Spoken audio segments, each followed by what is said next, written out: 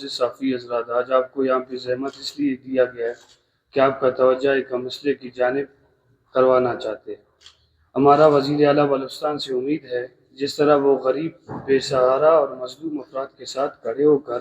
انہیں انصاف دلاتے ہیں، اور ہم اس پریس کانفرنس کے ذریعے وزیر اعلیٰ بلوچستان میر سرفراز بگٹی سے اپنے لیے انصاف کی امید، اور ہم اس پریس کانفرنس کے ذریعے صوبہ وزیر داخلہ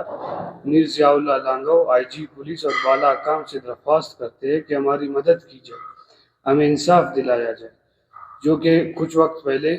27 فروری کو سوشل میڈیا پر ایک ویڈیو وائرل ہوا جس میں میرا کزن ندیم احمد کو تشدد بنایا جا رہا تھا۔ 7 مہینے پہلے کوئٹہ کا ایک نجی اسپتال میں ندیم احمد کو داخل کروایا جس کو آکاش ڈرگ ٹریٹمنٹ سینٹر کے مالک علی احمد ابابکی اور کچھ بے رحم لوگ برے طریقے سے مار رہے تھے، جس میں میرا کزن ندیم احمد کی حالت بہت خراب ہوا۔ پھر ہم لوگ آکاش ڈرگ ٹریٹمنٹ سینٹر چلے گئے جہاں پہ اس کا چوکیدار ہمیں اندر جانے سے منع کر رہا تھا۔ وہاں پہ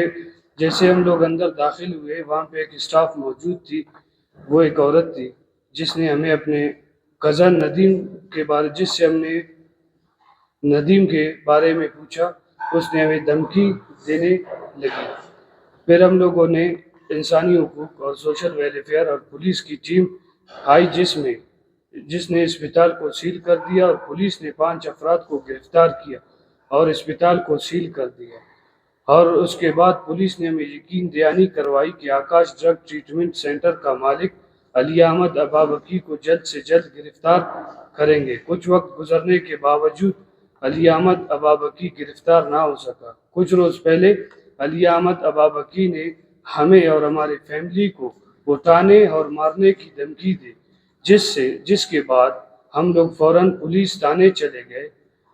تفتیشی بیٹھا ہوا تھا، ہم نے اسے ریکویسٹ کی کہ علی احمد ابابکی تاحال گرفتار نہیں ہے،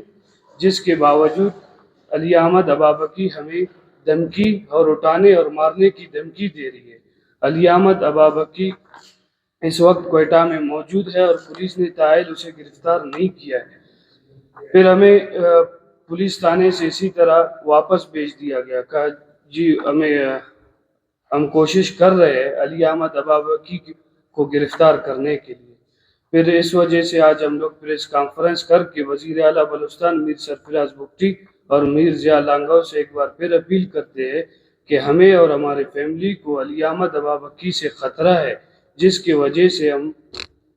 کافی ڈسٹرب ہو چکے ہیں، اور علی احمد ابابکی کو جلد سے جلد گرفتار کیا جائے اور ہمارے کزن ندیم زہری کو